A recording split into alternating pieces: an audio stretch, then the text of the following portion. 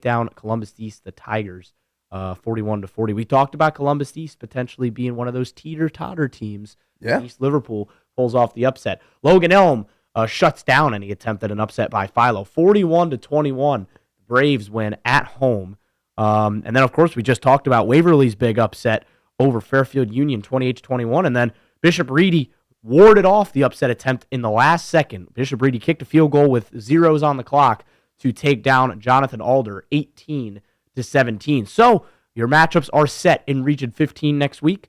Bishop Reedy will head to St. Clairsville. Waverly with a tough test next week there will head to Indian Valley. Logan Elm, New Lex, that's a great game. And then the Potters of East Liverpool. Who would have thought before, tonight, we're going to host a playoff game next week. And, well, they're going to host as a 12 seed. They're going to host a home playoff. Hey, they got a beautiful setup up there. That do. Stadium's like in a little bowl, almost like the Akron Rubber Bowl look to it. I love the setup they have at East Liverpool. Yeah, it's a nice setup. It really is. And I think that we're going to see, a double-digit seed make the regional semifinal. So that's always cool to see. Very competitive region, too. 3 upsets and then a 1-point win for Bishop Reedy. I mean, 4 games decided by 1-score victories. Definitely one of the more competitive regions we're going to talk about tonight. Yeah, it is very competitive, and there's some great matchups in there as well. And it's wide open. It's wide open. As we continue to look, we have finalized brackets in every region but 27, of course, with that Steubenville Central Catholic River game being tomorrow. Region 19, let's get into it. I was close. It wasn't quite scratched. There were 2 upsets. Worthington Christian falls to Ironton 68-14. The Tigers stumbled out of the gate a little bit. They were slow starting, which has kind of been a theme for them this year a little bit. It might be something that they can't really do later in the year. But they put points up in such a hurry. I mean, it was 21-14, and then by the end of the half, it was 35-14, and then at the offensive explosion began. Yeah, well, I did just get good news. We are going to hear from Jackson head coach Andy Hall on the show tonight. That'll be good to hear from who I'm sure a very happy man tonight. The Jackson Ironmen very stressed man on the field. We talk about this on the show a lot. The Andy Hall that I text and I talk to as a coach and is very different from the Andy Hall that you see patrolling the sidelines for Jackson. And playoff time makes it that much better. Yeah, he was getting. There was a lot of laundry in that game. A lot of flags, a lot of holds, illegal shifts, some personal fouls, targeting call. Yeah, that was the second one was atrocious, terrible call. Let the kids play. But we're gonna hear from Coach Hall a little bit later on in the show, and we'll hear from Carl here hopefully in a couple of minutes. Fairland. Do not repeat history. They take down Zane Trace 31-7. That'll take a little bit of a monkey off their back, and that sets up a great game that I'll talk about in a second. And then Barnesville, they just can't shake the devil. They can't shake the demon. They can't shake the monkey on their back. Berg knocks him out for the 3rd year in a row, 24-7. They roll in, and they win the game as Harvest Prep takes down Colgrove 40-6. Columbus Academy takes down Piketon 24-7. West Muskingum defeats Afrocentric early 34-26. That's the great game that's set up. Fairland versus West Musk is a great game. That's going to be must-watch TV. And then Portsmouth take down Amanda Clear Creek 35-16. Set up a rematch, a little rivalry rematch in the playoffs between Portsmouth and Ironton. And Ironton won big a couple weeks ago. Portsmouth will be looking to do that. There is one game I skipped. Union Local with the upset over Nelsonville York, 23-13 on the road. And now on the line, the man who called it, Carl Blaylock, here with us. Carl, what'd you see in this one? Oh, we couldn't have timed that up any better, could we, Ethan? No. But it was really a really physical game, a lot of hard hitting. And that was something that I was a little bit interested to see early in the game is how big would Nelsonville York be able to be against Union Local. Union Local had a little bit of smaller kids on the left side of their offensive line. It was a question of, are they going to be able to hold up? And they certainly did. Really, the first quarter of this game was really a kind of prize fight. Both teams kind of feeling each other out. Union Local drives down the field. They throw a pick in the red zone. Nelsonville York, they drive down the field, and then they stall out in the red zone, turn it over on downs. Union Local drives down the field. They got a field goal, and this is where the game started getting interesting. Big plays was a big part of this game. Both teams were looking to avoid them. Union Local They had 42 big plays, plays of over 20-plus yards in the regular season, and they gave up a big one. They didn't give up too many normally, but they gave up a 69-yard touchdown reception. Alec Thompson to Cameron Sullivan. It was just a beautiful ball, and Sullivan made a few moves and was able to go across the field. It was an incredible route by Alec Thompson, who I think, especially next year, is going to be really good for this Buckeye team, kind of fill in the role that Landon Inman will be leaving this year. But Union Local stepped right back to the plate, and Billy Schumacher got it was just a go route. Billy Schumacher ran a go route down the left sideline, and Isaiah Tomalonis ended up just finding him down the sideline and scoring a touchdown. We talked about Union Local having a 2-quarterback system throughout the entirety of we talked, that was a big point, and we really didn't see it. Isaiah Tomalonis was the quarterback for the majority of this game. He did take a huge hit, and I talked about the physicality. There were a lot of big hits. A lot of people kind of got their bell rung, but they stayed in the game, truthfully, and Tomalonis was one of those, and he ended up getting a big hit before the half. NY's up 13-10. We're not sure if Tomalonis is going to come back. The first play from the backup quarterback was a turnover. He fumbled the ball outside of the NY red zone again. That's 2 turnovers, just like what Union Local's been averaging all year. They've turned the ball over 20 times in the regular season, 2 per game. Once again, 2 turnovers. But in the half, they were able to adjust. NY wasn't able to run the ball after that. They adjusted. They went down to a 5 front, the Jets did. Austin Gaudier couldn't get going. They really got going on these zone stretch plays, trying to get around to the tackle, and they just weren't able to do that. And Union Local took advantage. Isaiah Tomalonis scored a touchdown with 6 minutes to go, and then a pick six late by Billy Schumacher gave Union Local the 23-13 lead. The big stat in this one, outside of the turnovers, Union Local converted 9 out of 14 third downs. NY could only convert 2 out of 10. Wow. Yeah, I mean that's the difference between winning and losing a football game, Carl. Success on third down is always one of the keys, and the Union Local took home the major victory in that department and the win in the football game. So, where do you think Nelsonville York goes from here? Obviously, they get the TVC title, and I was listening into the end of your show, and they put paint on the wall 3 times. But how do you bounce back? You're going to lose a star player in Landon Inman. But you do bring back a lot of talent. Your real offensive core, Austin Gaudier comes back. Cameron Sullivan is back. Alec Thompson, like you said, is back. So they're going to bring back a lot of talent on this team. And where do you think they could stand to improve ahead of next season? I mean, they bring back a lot. They do lose. Brendan Tomlin's going to be a big loss. He wasn't able to play tonight. He got hurt in practice during the Athens week, and he's going to be back for basketball, luckily. But he was done for football, and that was a big loss. But outside of that, I mean, you got Landon Inman. That's a big loss. You got a few depth pieces that you're losing, but you got a lot of young players as well, and you got a lot of young players that I think we might see. I think there's going to be maybe a little bit of a quarterback battle next season. There's a really good freshman that Rusty Richards was really high on at the beginning of this year. It might be something that we might see again for Nelsonville York. Maybe they do end up with a little bit of a quarterback change. Maybe move Sullivan more to a tight end position where they had Alec Thompson. I think that would fit his skill set really well. But they've got a lot of young talent, freshmen that didn't quite get the opportunities, but they're going to get a lot of opportunities. Alec Thompson, I talked about him earlier.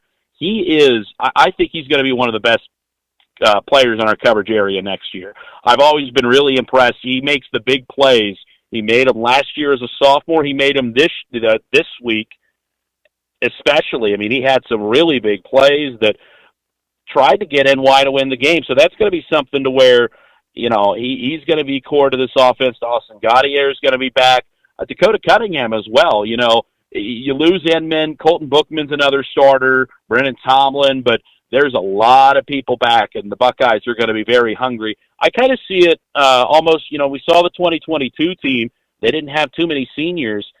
this team, again, you're having that jump up from 2022 to 2023. You had a few seniors there, or you had your Leighton Logies and your Mekhi Williams, but Mekhi Williams was a junior that year. My apologies, but still, you've got a few players that are going to move on, but you're going to have a big core back, and I think that this Buckeye team, they might still be the favorite for the TVC Ohio next year, I believe. Yeah, I would agree with you there. Real quickly with Union Local, I mean, congrats to them. It's their second ever postseason win. The first time they won was in 2008. They beat St. Clairsville 25-6. Congrats to the Jets. They're going to have a tough test against Wheelersburg. They can't turn the ball over. I think the Pirates might end up making it to the regional semis. And doing the thing again, Carl. They're doing the thing. Mm-hmm. They just every year feels like it doesn't matter if they could be a 16. You can never count Wheelersburg out in the postseason, and they prove it once again tonight. Looking ahead to next week, I know we got Conotton Valley against Trimble, and we're going to have a convoy. We might as well have a Total Media Sports convoy up there. I know Daniel Bernard, our Athens commentator, is going to have to go up to Steubenville. We got Waverly and the General going up to Indian Valley. I mean, everyone's going to be up in that Ohio Valley, kind of south of Canton, Wheeling, north of Zanesville area. But I don't know too much about Conotton Valley, but for Trimble, they went 28-7.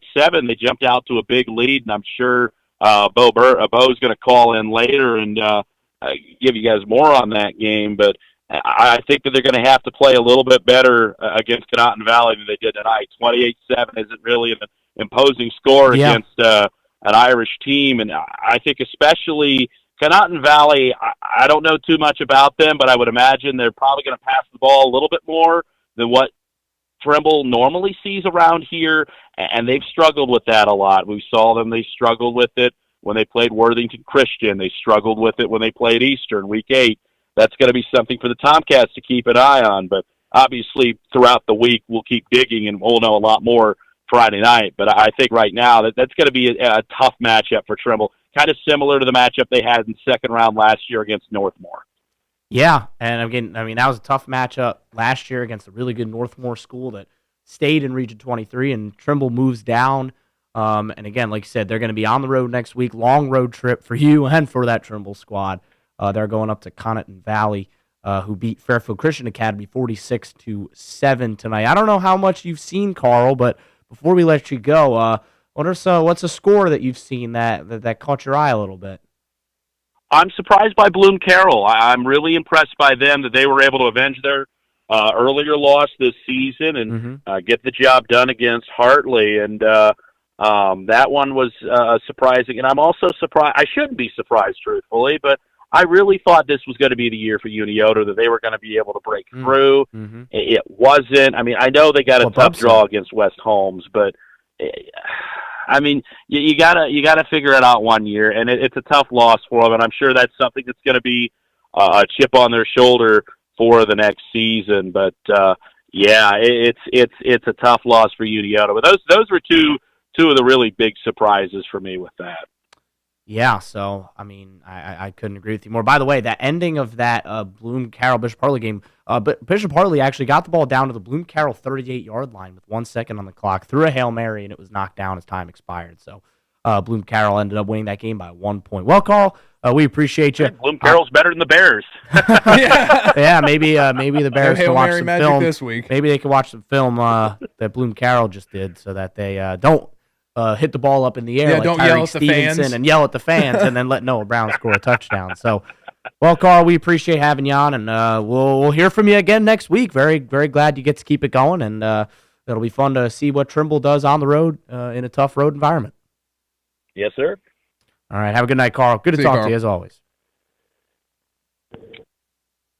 Mr. Blaylock, doing the thing that he does. Carl Blaylock, always good to hear from him. Well, I do have good news. We are going to hear from Jackson head coach Andy Hall in just about 15 minutes' time. So, Jackson fans, if you're still waiting on your Coach Hall fix, we've got it for you in just about 15 minutes. I'm sure he'll be excited, but also wary of the threat that awaits him and his team next week. We'll talk to him about what he saw tonight and then what he can look ahead to next week in that monster matchup against the Bishop Watterson Eagles. Like we said, a lot of history. These two teams have seen each other in the playoffs a lot. They know each other well. And that's where, it kind of throws logic out the window a little bit. Yeah. These are the playoffs, right? And yes, this is a Watterson team that has just effectively stomped out every team in their way this year. I'm gonna pull up the sheet because I want to see what their closest loss was or closest win. It was 28-13 against Bishop Hartley. Well, 20-0. Well, even that. I mean, they shut out Big Walnut. Yeah, the 28-13, only 15-point victory. Yeah, and I mean Harrison, really good school down in Region 8, demolished 51-14 back in Week 9. My goodness. I mean Hartley played him the closest. Hartley played him to 15 points. Yeah, and that team just got eliminated from the playoffs. So maybe Bloom Carroll could potentially they'll have a shot at him, and if they can beat Licking Valley next week, and that's another great game. But I mean, they haven't scored since that Hartley game. They scored 45, 53, 51, 44, 47. So how you doing? So we're don't really know who was that. I don't know who that was. That was my father. Oh yeah, that's me and Eric's father. Awesome. Oh, another Landry. Bringing some homemade pizza. That? How you doing? Yeah. Thank you. I didn't realize that you were his dad. That's awesome. I'm Ethan, by the way. Nice to meet you. So, thank you. So, wow, it's the land. There's just another one every week. They're all over the Jackson County. It's another one every week. So, always good to have that in there. Well, I guess during the commercial break, I might be able to get myself a slice of pizza. That sounds great. I think we got to go through. Let's go through the last two regions that we haven't hit yet, and that's 23. Well, three, I guess. 23, 27, and 24. So 23. The first five seeds all went scratch. Grandview Heights took down Elgin 41-6. Northmore over Caldwell 42-0. Eric did not have that one. No, he was. That was the whip of the week. You know what was really close? Ridgewood were in a battle with Mechanicsburg. The multi-point favorite Ridgewood, who beat Garraway last week, were multi-point favorites against Ridgewood, and they fell short. Fairbanks fell against Fort Fry. Fort Fry won 30-22. Against Buckeye Trail. Waterford over Fairbanks. That's what I meant to say. Waterford with a nice win over Fairbanks, led wire to wire. Yep. Impressive victory for the Wildcats, and they'll rematch next week. A big game. Fort Fry Waterford. A nice little Southeast Ohio old-fashioned battle in round 2 of the playoffs. That's going to be fun. Then gets a little chaotic at the bottom of this region. 3 upsets. Newcomerstown takes down Grove City Christian 23-14. Centerburg over Eastern 34-12, and Colonel Crawford 37. Monroe Central 36. Speaking of teams avoiding upsets, on the line now we have the voice of the Bulldogs, none other than Mr. Daniel Bernard. Daniel, the Bobcats, the Bulldogs got it done over Lyndon McKinley, 21-8. And I know the big story of the night was Leo Martin, 3 catches, 3 touchdowns. Some Randy Moss stats right there. Talk to me a little bit about that. Yeah, that's exactly right. Doing his best Randy Moss impression tonight. Yeah, it was. We titled it on the air Leo Martin's Big Game because that's exactly what it was, guys. I mean, you said it, 3 catches, 3 touchdowns. He had a slant that he caught for 29 yards that started the scoring into the end zone. And then he had an out route right before halftime, about 30 seconds before half that was caught. It was like a 5-yard or so touchdown. And then in the third quarter, on a 4th down, 4th and goal, he ran a little zig route at the goal line. It was a beautiful route, beautiful throw from Heitland to get in. He also intercepted a pass in the first half, and he had several pass breakups on the defensive side. So he had it going all over the field tonight, trying to bounce back after that loss last week at NY. He had a crucial drop early on in the game, and I'd say that he made up for it tonight. Yeah, absolutely. Made up for it and then some with 3 touchdowns and scoring 18 of the 21 points that the Athens Bulldogs put up. Well, that was the story of the offensive side. How about the defense? Only giving up 8 points. We kind of talked about it a little bit yesterday on the Sports Fan over on WXTQ about what the keys to victory were. So how did the defense perform against, again, a new freshman quarterback who was young and raw, and a first-year head coach on the other side for Lyndon McKinley? Yeah, so you talk about when we were on the Sports Fan yesterday, we talked about some keys to the game, and one of them was to limit the silly mistakes, a.k.a. the penalties that they shot themselves in the foot with last week. They did that amazingly on the defensive side of the football.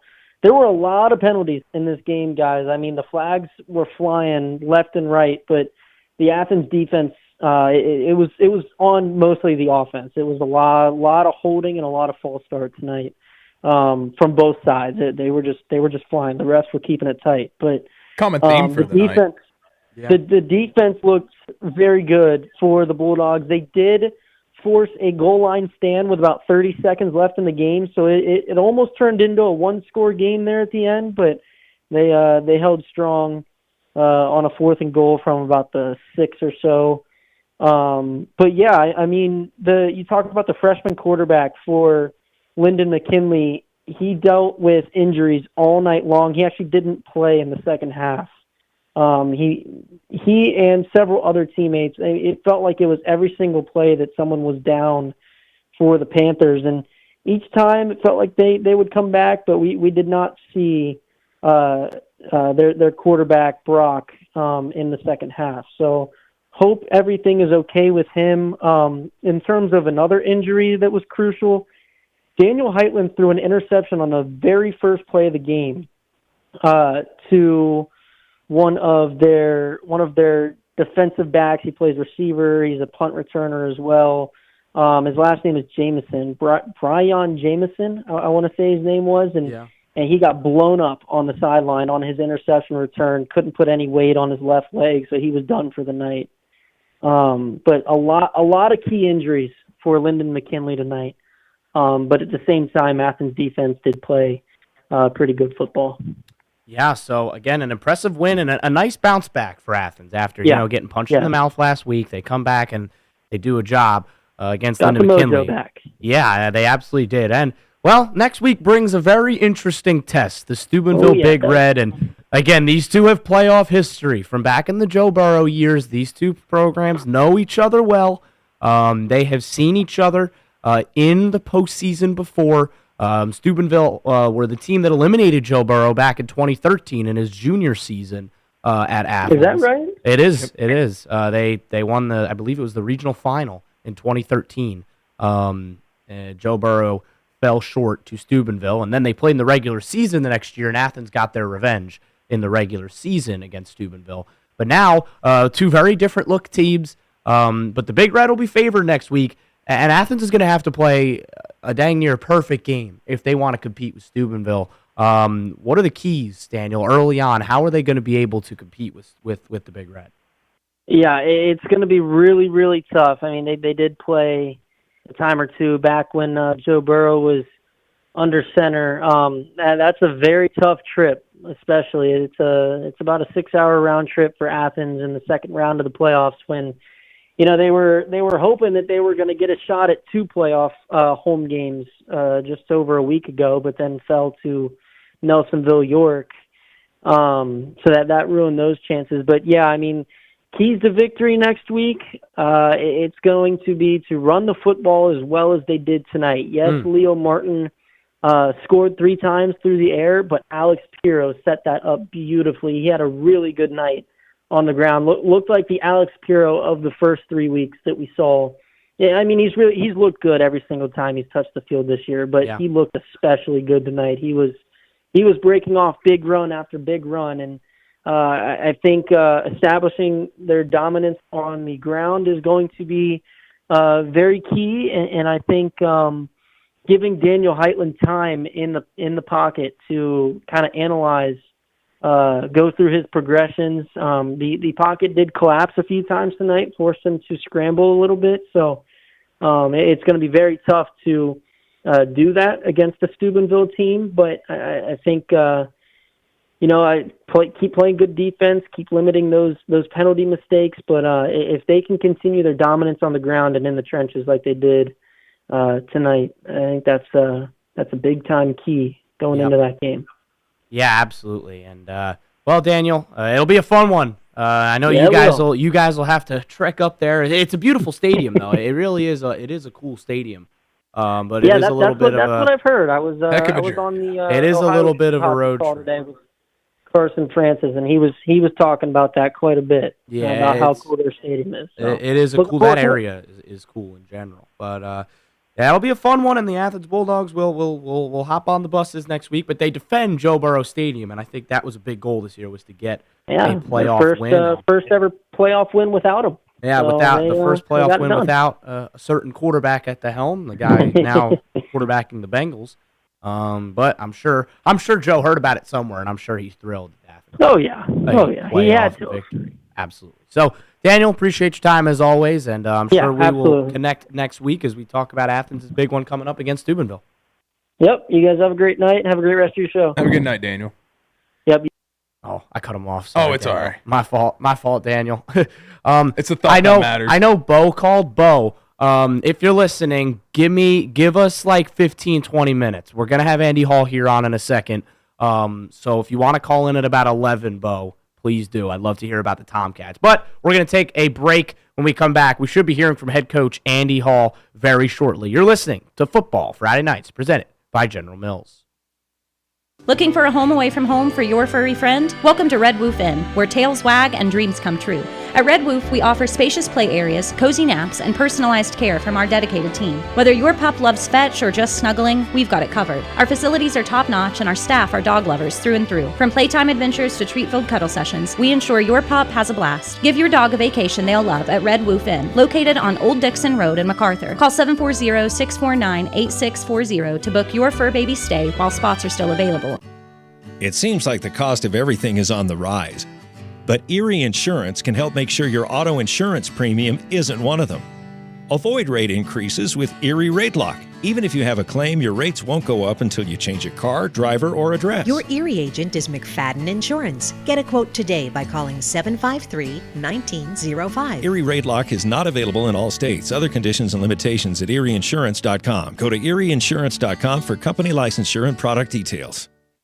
Southeast Appalachian Regional Community Health of Ohio is proud to present The Search Project. The Search Project through the Jackson County Health Department is a program designed to decrease the negative impacts of COVID-19 and other public health issues and promote healthy behaviors through the deployment of community health work. The project is funded by CDC and serves 11 counties in southeastern Ohio. For more information, contact the Jackson County Health Department at 740-935-6322.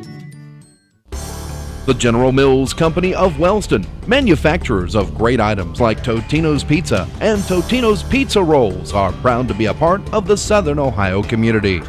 The General Mills Company, just like its hard-working employees in Southern Ohio, are proud supporters of our area youth. The General Mills Company wishes good luck to all area high school teams this season. A message from your friends at General Mills Company in Wellston. Looking to buy or sell a home in Southern Ohio? Turn to Howard Hanna Real Estate Services and the McNerlin Network team. We offer a full range of services including mortgages, insurance, and title services to ensure a smooth process. Our new Buy Borrow Bundle program can save buyers up to $10,000 at closing and attract more buyers when selling. Ready to get started? Call 740-702-6000 or text 614-607-8201 for a free consultation. Howard Hanna Real Estate Services, where your home happens here.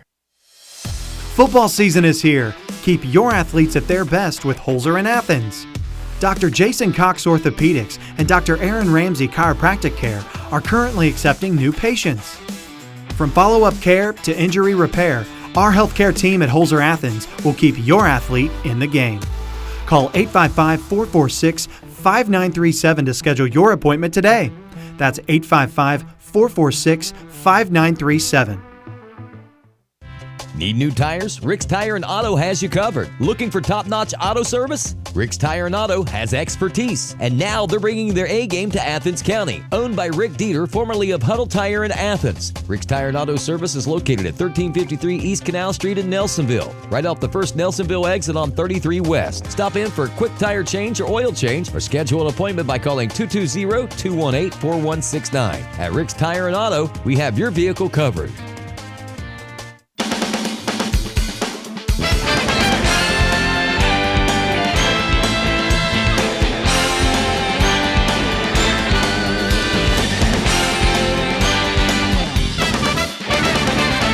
Back on Football Friday Night, presented by General Mills. Ethan Sargent, Eric and Bub Landrum.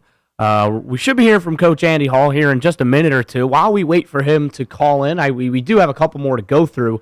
Portsmouth West got the win over Chesapeake. This is Region 24, by the way, so the Cincinnati-focused region.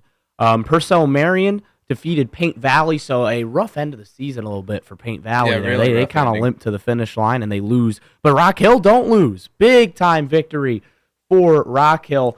I believe that's only their second playoff win ever. It's their third playoff win ever. It's their first non-COVID playoff win this millennium. Their only other playoff win, they won a COVID playoff year in 2020, and in 1995 they won a playoff game. Great win for the Redmen. Huge congratulations to Rock Hill and the Redmen. What a program! What a year for them, really. Going now 8-3, and they get a fun one next week. I got to pull up. I think it's Country Day. Yeah, I believe so. I believe it is Cincy Country Day. That sounds right. They took down Deer Park 39-14. Yep.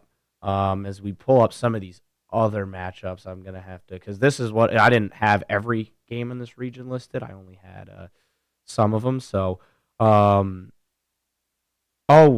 they took down Deer Park. So Rock Hill will play Country Day. Portsmouth West, St. Bernard, Elmwood Place. Is that who they're going to play? Yep, that's who they'll take. Well, they beat Dayton Christian tonight. They get to host them, though. Oh, yeah. So in a second, that's the benefit of that double home. So P. West will be back in action next week in St. Bernard. So Rock Hill, again, will go to Cincy Country Day, and Portsmouth West will host St. Bernard in round 2 of the Region 24 playoffs. We'll keep an eye on those two games next week. Now down in Region 27, where, with the exception of the game that is yet to happen, this was the region I think I expected to go scratch the least, and it went scratch. Had two big upsets in it. Yeah, Danville defeated Bridgeport 57-0. Beaver Eastern over Strasburg Franklin 30-6. Connaughton Valley 46. Fairfield Christian Academy 7. Again, Steubenville Central Catholic River is tomorrow. Probably due to scheduling conflicts, but I don't know for sure, so I'm not going to assume. Miller over over Southern, 27-16. Trimble over Fisher Catholic, 28-7. South Gallia over Frontier, 56-14, and then Portsmouth Notre Dame over Shady Side, 34-12. They get revenge for the earlier loss in the regular season. So that sets up some good matchups. Portsmouth Notre Dame will travel to Danville. You get a rematch of what was a de facto SOC title game just 3 weeks ago. South Gallia will travel to Beaver Eastern. Remember, that game was razor close right until the end. Probably one of the candidates for where we might take our show next week is that good matchup. Trimble, again, like we talked about with Carl, up to Connaughton Valley. And then Miller will either travel to Steubenville to take on the Crusaders, or they will host the River Pilots, depending on how that game goes. So, again, it's a bit of a wacky night. It's a bit of a wacky region. You've got obviously 10 upsets, with one potentially could still happen in that River Steubenville game, and there's a lot to sort out, a lot to look into here as we get to the last couple weeks that we have of this. There was season. another 10-7 upset in that Batavia falling to Wilmington in that Southern Buckeye League rematch in week 1 of the playoffs. Wilmington gets their revenge in the 3-point victory over Batavia, 37-34. So Batavia goes down round 1. That's not something that many people would expect. I mean, that was another team that ended their season prematurely, I feel like, especially after the 8-2 start. Yeah. And We got a couple other interesting games I guess we could talk about briefly while we kill a little time here waiting for Coach Hall to give us a ring. Olentangy Orange defeated Olentangy. That's a big upset, a 13-4 upset in Region 1, 21-17. I know Max Brunke out there somewhere is celebrating quite heartily. You got a quick message from him, didn't you? I did. As soon as that went final, they scored. They scored with the second to last play of the game, actually. So they do another. There were some crazy finishes around the state tonight. As you know, we again continue to look and see, and again wait for Coach Hall to call us. And I'm excited to hear what he's got to say about a big win for his Jackson Ironmen. They get it done against New Philadelphia, 21-14. In case you are just joining us. What else do we got? I don't know. I know we talked a few of those matchups briefly, Bub. What's one for next week that catches your eye a little bit? Just going down the list immediately off first glance, I'm really looking at that new Lexington and Logan Elm matchup. Yeah, it's a good in one. Region 19. I mean, Logan Elm took down Philo by 20 points, and I mean, Philo I thought they were a very formidable opponent with a 5-5 record this year. So, and New Lex, just the way they did it, 55-8, and they've just been rolling, and the way they beat Sheridan down in Week 10, I think New Lex has a great chance to take this region. Yeah, I would not disagree. I think again, I think there's 3 teams that can win Region 15. You got New Lex, and then those top 2 seeds, St. Clairsville and Indian Valley. Obviously, Indian Valley, the great running back Grady Kinsey. St. Clairsville is just simple, fundamental football team from what I've seen. They just do the little things right, and they just make things incredibly difficult for you on both sides of the football to compete with. So there were some other notable games. I'm going to pull up again the hardest working man in Southeast Ohio, and I'm going to pull. I don't like I talk up Gridiron a lot. Obviously, I used to work for Gridiron Glory. But if you have a spare 15, 20 minutes, go listen to the interview that they did with Drew Pastor this week. It was awesome. You learn, and you kind of see, and again, a very, very busy man. He is very much on top of almost everything Southeast Ohio football. And, he was keeping an eye on all of these games. By the way, Hartley losing the first time in 14 years that Hartley has not advanced at least one round in the OHSAA playoffs. So, wow. A shocker they made there. it 14 years straight? Or Yeah. you just mean once they get in? I would have made 14 years straight of My going goodness. once, of at least winning one game. So there were some major upsets. Dublin Kaufman beat Westland. That's a 14-3 upset for the Shamrocks. What else do we got? St. John's as a 15 seed won as well. No 1 versus 16s, though? Yeah. Still Oh, haven't seen- wow. Oh, my goodness. Listen to the ending of this. I just found this. I dug it out. Oh, my. If you're Miami Trace fans, oof. Close your ears. Yeah. So Miami Trace got too cute on third down, tried to throw the ball. They could have iced the game late, didn't. Threw it, got intercepted. So now the Riders of St. Mary's get the ball, and on 4th and 20 from the Miami Trace 41-yard line, touchdown with 36 seconds to play, and they survive and advance. I mean, that's the way Miami Trace's offense kind of goes. Just 4th downs and 20s or nothing to him. Man, that is a heartbreaker for Miami Trace. That's just how the end of the season gone for the Panthers, though. Yeah, it's kind of just, it sums it up, really, how it's been for them. And an unfortunate end to what was honestly a pretty good season for Miami Trace, but it'll Shows be you a remembered. lot of value in that offensive lineman and Guthrie as well. Yeah, losing Guthrie did hurt them a significant amount. Hilliard Bradley took down Springfield. That was a bit of a shocker over in region, I believe that's region 4, maybe region 2. I'm not 100% sure. Worthington Kilbourne with another. There were a couple of 15-2s. This was another one of them. We talked about this one earlier. Worthington Kilbourne over Walnut Ridge, 29-26. Excuse me. The MAC up there in Northwest Ohio doing MAC things. Only one school lost, and it was Versailles. In a little bit of a down year for Versailles, if I'm being fully honest. But Marion Local won 68-0. Minster won 75-8. Yeah, the 75-8 St. score. Henry won 13-10 over New Bremen. And then St. John's was another 15-2 upset. They took down Upper Scioto Valley. Delta took Norwayne to overtime in Region 18. We talked about Norwayne a little bit earlier in the year, but they could not get it done.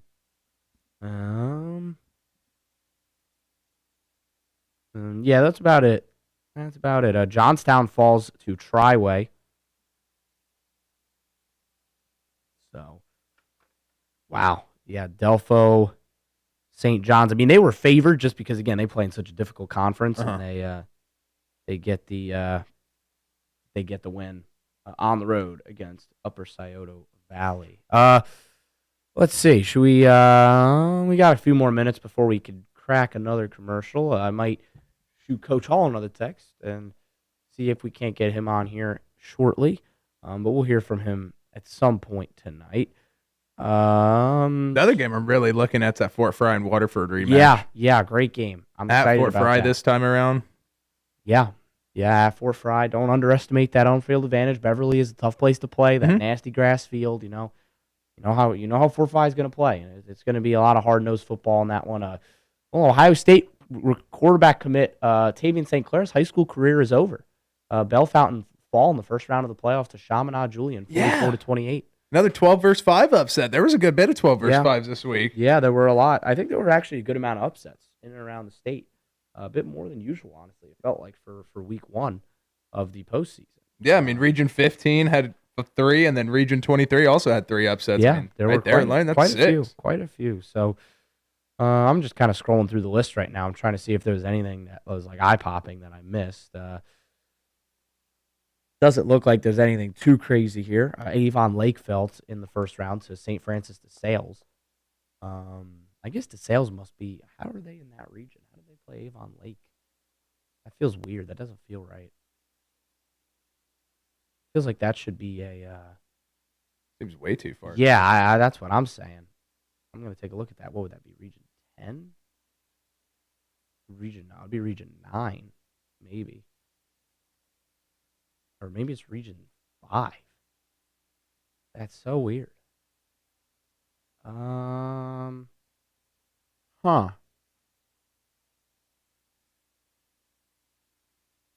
So I feel like DeSales is always one of those teams that keeps shuffling around regions and divisions.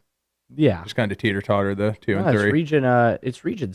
Oh, no, it's a different St. Francis.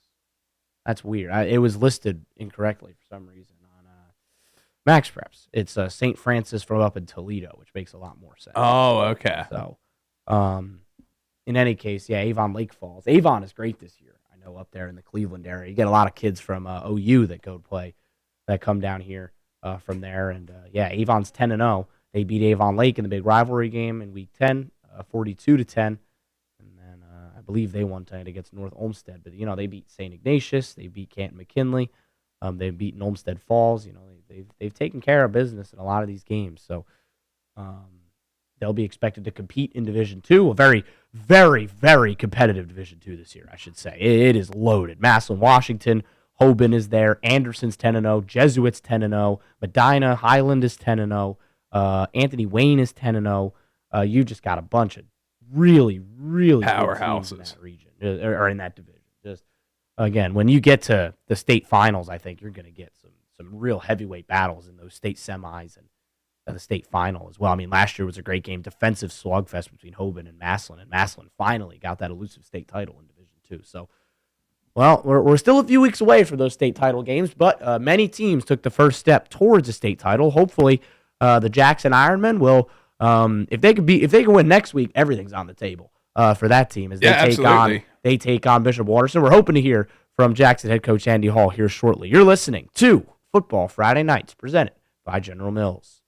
If you or someone you know is having thoughts of suicide or experiencing a mental health or substance use crisis, 988 provides a direct connection to free, confidential, and compassionate support. When you call, text, or chat 988, you'll be quickly connected to trained crisis counselors who will listen to your concerns, provide support, and connect you to additional resources if needed.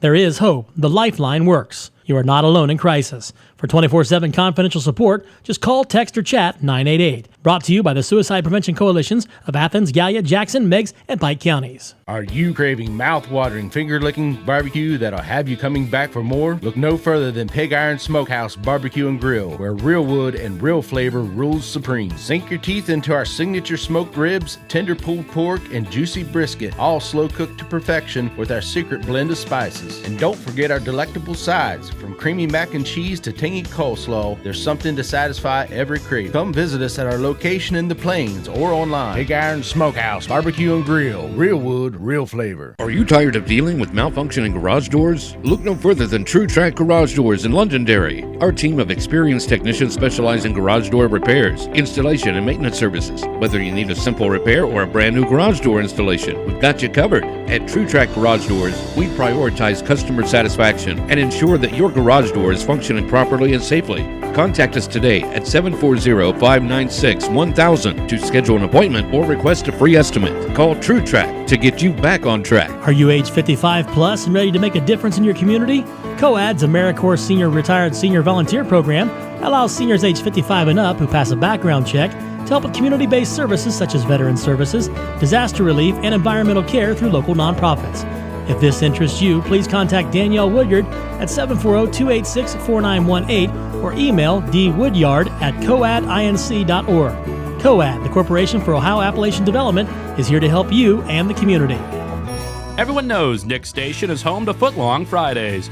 But did you also know that it's home to the best burgers and milkshakes in town? Bring your kids for a soft serve ice cream treat or have some quality time with family and friends with a delicious lunch or dinner at Nick's. Nick's Station is located at 1111 Chestnut Street in Nelsonville and open Tuesday through Sunday, 11 a.m. to 9 p.m.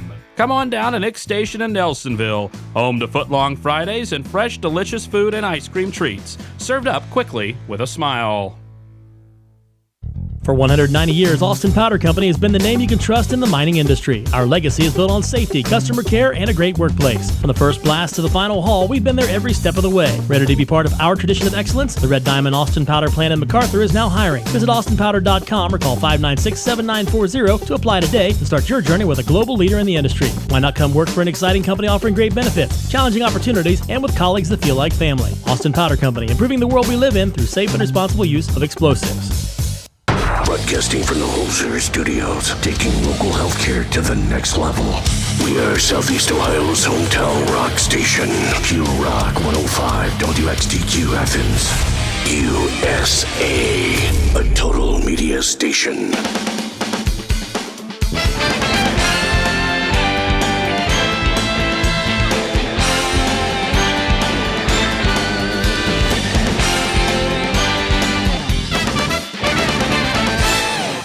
Studios. It's Football Friday Nights, presented by General Mills. I'm Ethan Sargent. We got Bub Landrum in the studio. Eric is doing the thing he usually is doing on Friday night, which is taking care of all the logistical stuff and just getting everything ready to go for us. And we greatly appreciate that. And well, we still got lots to talk about. You got a lot of good matchups coming up next week. Obviously some big shockers tonight, some great games tonight. And again, we're going to hear from Jackson head coach Andy Hall shortly at some point during this hour for sure. Probably just doing some other stuff. No worries. We will hear from him as soon as he calls in. Busy man. He is a busy man. He's a very busy man. So we will get to him when he gives us a ring.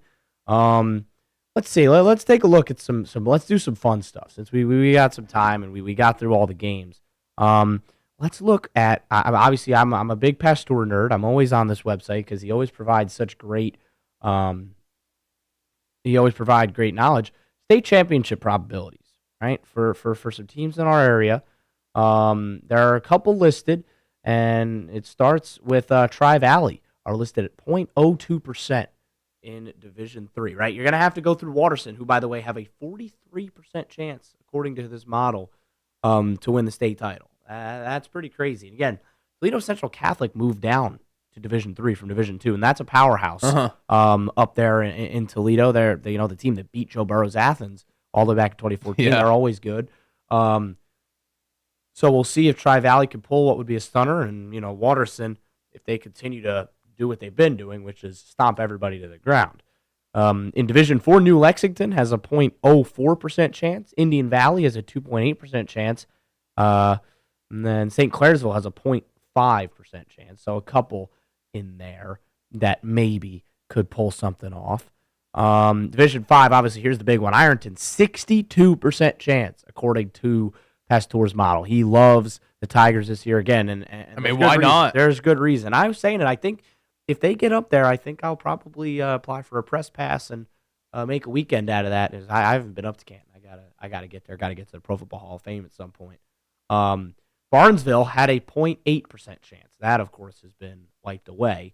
And Harvest Prep has a 1.5% chance. Because, again, I feel like if there's a team that can hang with Ironton, it is Harvest Prep. We've seen it in the playoffs the last couple of years, and we're just a week away from that matchup coming in the regional semi. Not the regional final this year, the regional semi. So keep an eye on those Warriors. We could potentially get a rematch of the 2022 state championship game in Division 5, which was Ironton versus South Range. Yeah. South Range are 10-0 again. For I believe no, they weren't 10-0 last year, but they were 10-0 in 2022 and then won the state title, their first state title. And this is a regional, this is a powerhouse. The Raiders are always a problem in Region 17 and then in Division 5. So potentially could be the final hurdle that the Tigers might have to face. In Division 6, nothing too crazy. Coldwater is the overwhelming favorite at 66%. And really that's about it. Ridgewood has a slight chance. Northmore has a slight chance according to the model. And then it's not even worth mentioning. I want to see, what is Marion Locals? 87%? I think I say this. I think Marion Local would win every state title up to 3. I don't know about 3. They probably don't win 2. They definitely don't win 1. I think that they win the state title at 4, 5, 6, and 7. Yeah, I mean they've proven the 6, right? They took down Coldwater convincingly this year. Yeah, they took down Coldwater. They won the 6 title a couple years ago when they were up there for a second, and then they come straight back down. And again, how many state titles in a row now have they won? I think 4 or 5. So again, it's just a different beast up there in Marion with the Flyers, who are unbeaten once again, have won 59 straight games. Such a cool setup over there too. You just got the farm tower or the farm silos in the background. I love it. Yeah, it is. And again, they have been to the last time they didn't go to the regional final was 2010 was the regional semis. And then listen to this since then. So 2004, let's actually do this. 2004, they went 4-6. 2005, regional semi. 2006, state champ. 2007, state champ. 2008, regional championship. 2009, regional championship. 2010, regional semis. 2011, state champ. 2012, state champ. 2013, state champ. 2014, state champ. 2015, lost in the state final. 2016, state champ. 2017, state champ. 2018, lost in the state finals. Because they were in D6 that year. 2019, state champ. 2020, regional final, COVID year. And then the last 3 years, state champions. So it's more likely to win a state championship. I ran out of fingers to count. Yeah. I ran out of fingers to count the state titles in the last 20 years. But a man who knows about 2018 and going to state title games, the Trimble Tomcats went to the state title game in both 2013 and 2018. But we got a familiar Tomcat on the line right now. Bo, how's it going? It is Bo time. Oh, we're great. We're great. Well, 28-7 for the Tomcats, the win over Fisher Catholic. Playoff win notes. 23 comes against a familiar foe in the playoffs. It does. For the fifth meeting between the two in the playoffs, and they had split the previous 4. And Trimble gets the leg up now. Tell us the story of this one. It kind of Trimble came out in the bone, kind of drove it down their throat, and they score. Get a quick stop, they score again. And I think the funniest thing that came out of this game, Colton Ward back to kick it. I don't know. I didn't see it fully, but all I see is a line drive. It bounces off an Irish defender's head. back to the 40-yard line, and we would get the ball. Oh, man. But unfortunately, we fumbled on that. We didn't get anything down. But that was a 22-0 ball game going into the half. But Fisher Catholic was a fundamentally sound team. I mean, they ran the ball real hard. They had a big fullback that was pretty good. I watched them in week 1, and obviously you can't take much from the week 1, but they made less mistakes, it looked like. Yeah, absolutely. Well improved. Yeah, I mean, they beat Bird Union, and Bird Union's not the best team, but that's a rivalry for them, so take it as you will. Yeah, it is. No. So now Trimble heads to Conotton Valley, and this game kind of reminds me of a game that I actually called a couple years ago. Trimble went, and it actually mirrors the 2021 playoffs a lot. East Knox. Yep, I called that game, Bo. I called that game on the radio with Joe Bryce Medora. Downs had himself a day in that first half. Bryce Downs had 240 yards on the ground in the first half of that game. That Trimble offense was really, really good. Tabor Lackey was the quarterback. Bryce Downs at running back. That's a lethal duo. Tabor Lackey could throw the ball, but he was also a very capable runner. And the Tomcats were really, really good offensively that year. They showed it in the first half, but East Knox made some key adjustments in the second half. They ended up winning the game with a late touchdown pass. They could throw the ball really well. They had some really tall receivers. And they ended up winning that game. And this kind of reminds me of that as well. Trimble is a lower seed going on the road, a game that they feel like they could potentially pull an upset in. But they're going to have to play fundamentally sound. They're going to have to play one of their best games of the year if they want to win this game against a good Conotton Valley team that took care of business tonight. I watched Conotton Valley earlier in the season, and my only concern with them is they're a good team. I'll give it to them. They have like 20 kids on the sidelines, and most of them are on the field. So at a point in the playoffs, depth is going to become an issue because you're going to run into more physical teams who's going to come up and smack you in the mouth every play. And kids are going to want to have breaks. Yeah, well, that's key, and again, right? Especially in the playoffs. They'll get fatigued.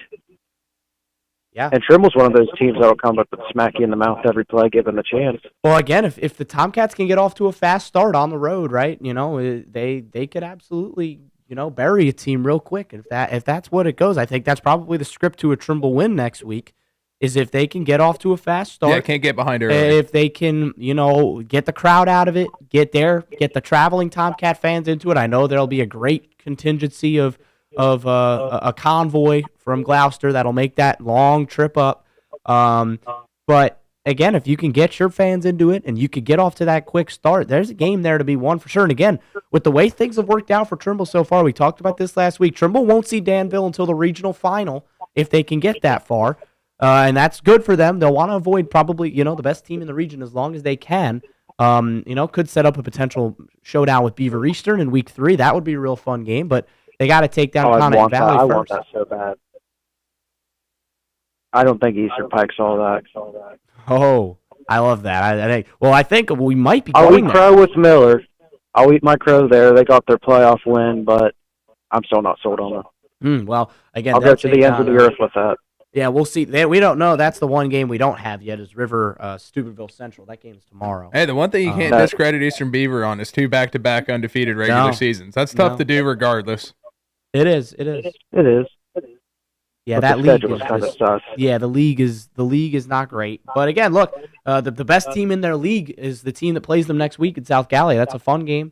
2 pretty good football teams. So I think that we'll potentially see if the Tomcats we'll see who they play, and then we'll see if they could get the job. The Tomcats are going to be favored next week according to Drew Pastore's data.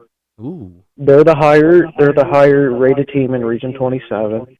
Yeah, Pastore likes Trimble. He has Trimble pretty high on there on his in his ranking system.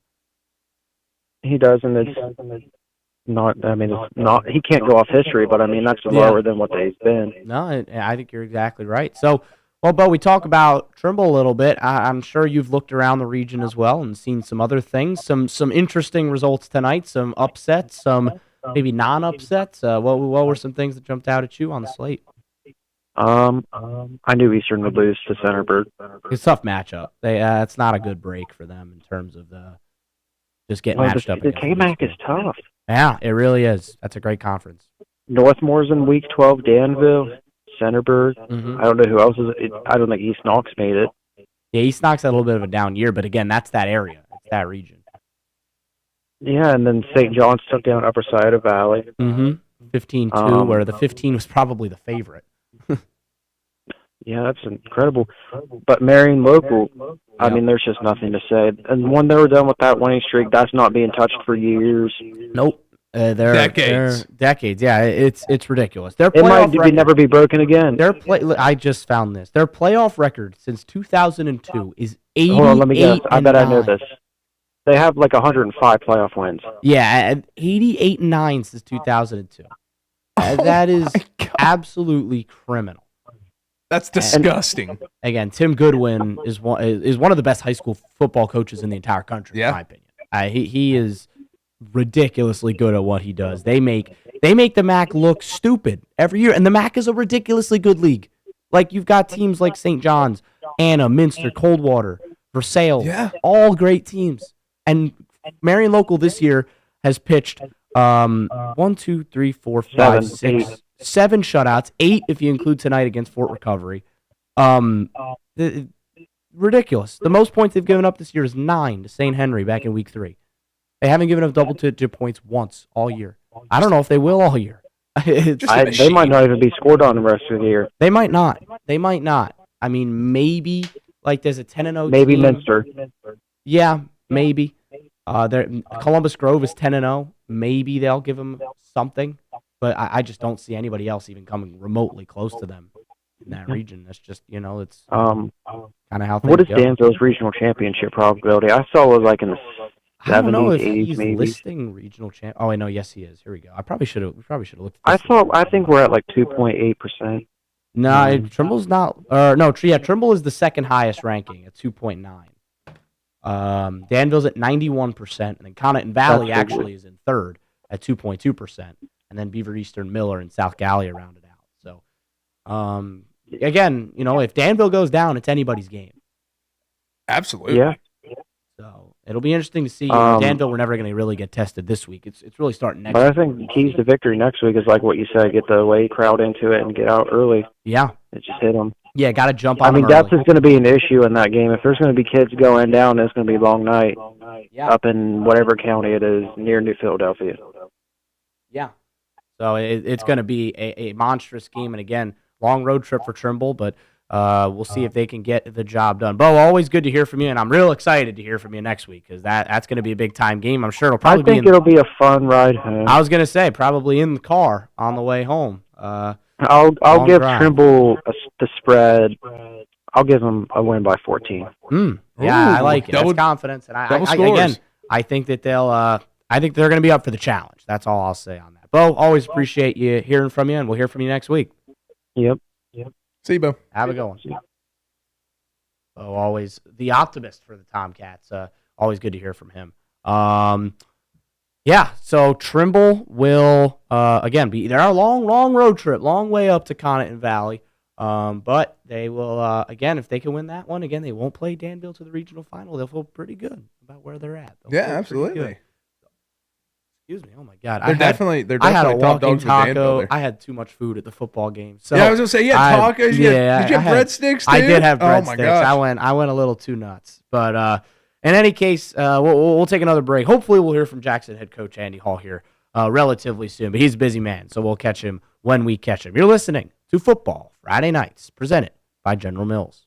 Tired of that annoying drip? Call Rogers Plumbing and More. With over 20 years of experience, Rogers Plumbing and More has been your trusted local expert for residential plumbing. From running toilets to hot water tanks on the brink, Rogers is your go-to for all your plumbing needs. Call Rogers Plumbing and More at 740-447-4589. Rogers Plumbing and More. We fix it right the first time. Visit us online at rogersplumbingandmore.com. At Adventure Pro Outdoors, we are the experts in outdoor fun. Spend the day on the Hocking River, canoeing, kayaking, or tubing. Sling some mud through Wayne National Forest on a guided Polaris side-by-side tour. Or book a 3-wheeled slingshot and experience the most scenic highways in Southeast Ohio. Come meet the Adventure Pro staff on Canal Street in Nelsonville, Ohio. New memories start here. Visit AdventureProOutdoors.com. Trying to find a durable new look for your retail office, house, garage, or new barn dominium? Higgins Steel Roofing and Siding has added 2 new profiles within the past year that would make great options. A heavier 26-gauge metal board and batten with several colors to choose from adds a fresh new look to any project regardless of size. Or come in and check out our new options for standing seam. If it's steel roofing and siding, it comes from Higgins. Located in Hillsboro and Jackson, Higgins Steel Roofing and Siding. Family owned and operated since 1958. Are you looking to make a difference in a child's life? At Necco Foster Care, we believe every child deserves a loving home. Join our community of caring families and provide a safe, nurturing environment for kids in need. With support and training every step of the way, you can be the change a child needs. Are you ready to open your heart and home? Contact Necco Foster Care today and make a lasting impact. Visit necco.org or call 740-263-2626. Together, we can create brighter futures. Necco, we build families. Calling all hunters and outdoor enthusiasts. It's time to gear up for your next adventure with our buy one, get 2 free sale on select styles at Rocky Outdoor Gear Store. That's right, 3 pairs of boots for the price of 1. Whether you plan to hit the deer woods this fall, need new hiking boots for the trails, or even a new pair of work boots, we've got you covered. So don't miss out. Stop and see us today at the Rocky Outdoor Gear Store. Open Monday through Saturday at 9 a.m. to 7 p.m. and Sunday 10 a.m. to 6 p.m. Come get fully set up for the fall at the Rocky Outdoor Gear Store. Bad hair day? Bad day at the office? Bad day behind the wheel? Hey, stuff happens, even to the best of us. At least your car insurance rate doesn't have to take a hit. Get Erie Rate Lock from Erie Insurance. Gives you a great rate that stays put until you change a car, driver, or your address. Plus, seriously good service. Now that's something to smile about. Your Erie agent is McFadden Insurance. Get a quote today by calling 753-1905. Erie Rate Lock does not guarantee continued insurance coverage and is not available in all states. Looking for a home away from home for your furry friend? Welcome to Red Woof Inn, where tails wag and dreams come true. At Red Woof, we offer spacious play areas, cozy naps, and personalized care from our dedicated team. Whether your pup loves fetch or just snuggling, we've got it covered. Our facilities are top-notch and our staff are dog lovers through and through. From playtime adventures to treat-filled cuddle sessions, we ensure your pup has a blast. Give your dog a vacation they'll love at Red Woof Inn, located on Old Dixon Road in MacArthur. Call 740-649-8640 to book your fur baby stay while spots are still available.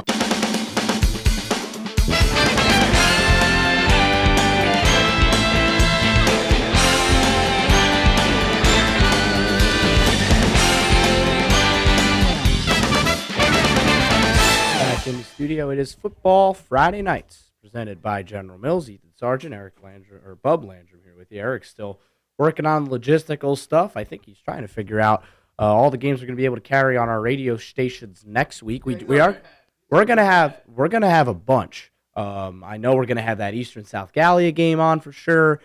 Trimble will be on our airwaves again. The Ironmen, of course, on KOV. Yeah, Waverly. Waverly will be back with the General. There's going to be, we could have a few more, some of those floater games. Athens, of course, on HCH. How could we forget about the Bulldogs? Yeah.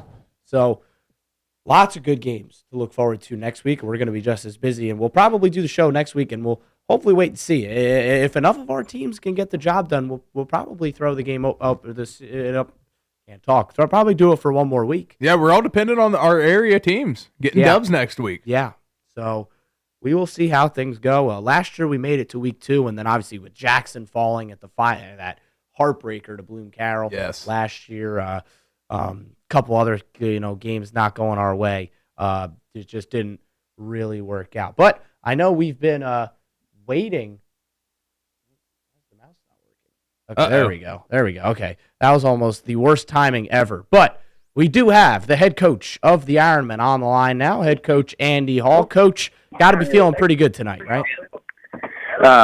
Great win for our guys. I mean, it was, it started off, it was close, 7-7 ball game going into halftime. I gave my thoughts straight here because we got on the radio here pretty quickly. But No, we knew we were playing a tough team in New Philly. Physical team, had nice size, good speed, and so really the first half was just kind of a slugfest back and forth. And probably the key of the game is, right before half we get a goal line stand with about 10 seconds to go on the 1 inch line. To keep them from scoring, may have kept it 7-7 going into halftime, and then the second half we got the ball and we were able to throw fade route to Ryan Simons to get us down in scoring position, and then Nolan Johnson took it in from there, and they had 14-7. Got things going there from there, but it was a heck of a game, tough battle, but it was a good win for our kids. Yeah, talk a little bit about that goal line stand, because it did feel like a momentum shifter. The New Philly was starting to kind of turn the screws a little bit. They had gotten a score to tie things up, and then they were moving the ball back down the field again. Again, like you said, got the ball down. It was 3rd and goal on the Jackson, like you said, 1 inch line pretty much. Then they stonewalled, quarterback Fossil, and then they had to pass on 4th down because they were out of timeouts, and they didn't get it again. So what was the mindset? And you took a timeout, interestingly. I noted this. You took a timeout right before the initial 3rd down play. Did you just want to give your defense a breather, or did you see something maybe, or did you kind of want to just maybe psych out the play call for New Philly? Well, we had 3, and I told my defense coordinator, I said, if they come out in anything we're not good about, let's call timeout. So we wanted to see what they were going to come out in, and it wasn't that it was really confusing for us, but just give us a chance to make sure we had everyone lined up what we needed to do, and hoping they would come back out in that same formation, and they actually did. And then on that 3rd down, of course, to get that stop, when the quarterback, and again, I'm an old school guy. I think when you're on the 1 yard line and you get the quarterback in the shotgun, you snap it 4 yards back, and then he takes off and runs, it gives your guys time to get to the ball. Yeah. Because I know we ran quarterback sneak, I think 4 times tonight to get first downs, and I just think it's it's just a lot easier to do that. But I know it's a new way of doing things, I guess. But and that stop was huge. And then of course, without a timeout, they had they had to throw the football quick. They lined up. They called 2 plays in the huddle, of course, and had a play action pass, and we were able to knock it down. And I mean, that just really saved us, because again, instead of going 14-7 down at halftime, it's 7-7, and we get the ball, and we were able to make some things happen in that second half and really kind of ball control them from there. Yeah, and really, again, the offense did what it needed to do, but this one felt like it was won by the defense. Talk about just what it meant to the guys on that field to be able, an offense that was pretty high power, put up 44 points last week. You were able to pretty much shut them down this week. What was the game plan like, and then how'd you guys, how well do you think you guys executed? Oh, I think it was excellent. That was the key. I mean, their quarterback last week threw for 275 and ran for close to 100. And he had been their leading rusher the entire year, and of course, leading passer. But, he was a very dynamic kid, and he made some great plays to put them in position to put some points on the board. Slippery. Our kickoff team really did, we had two returns we gave up big runs on, and that really put them in position. But, the key for us really was in the second half, we moved Ryan Taylor, who's our second leading tackler inside linebacker. We moved him back down to defensive tackle, where he's played for 3 years. We just moved him this year. And Bryce Delaney on the other side, and Wes Clegg, all those guys are about 200-pound kids. Well, their speed really gave them problems off the edge, and that put pressure on the quarterback. And we had, our season high in sacks tonight. Held their quarterback to minus 33 yards rushing, and that was the key.